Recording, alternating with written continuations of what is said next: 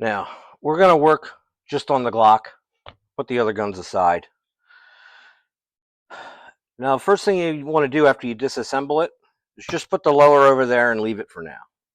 All right. This is your recoil spring, and this is a double spring. This is a Glock style spring.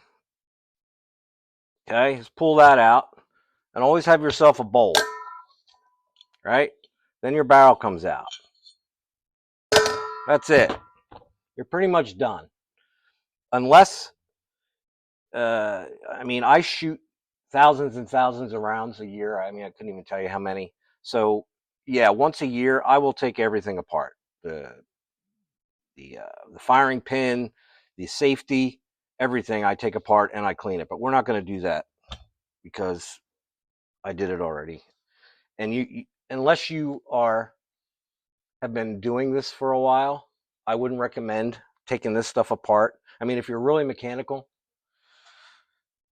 and you like tinkering with stuff, just get the manual with all that shows all the parts or something like this. I have one of these that's for pistols. It shows you where all the parts are. And I have gotten into trouble with a buddy's gun that I worked on for him. And unfortunately, I was able to find this diagram for his gun online and be able to put the thing back together. But anyway, it's intricate, and there's certain things you have to do. There's tiny springs, and if you lose a spring, you're screwed. Then you got to buy a new one. So anyway, for this, that's about it for a normal cleaning.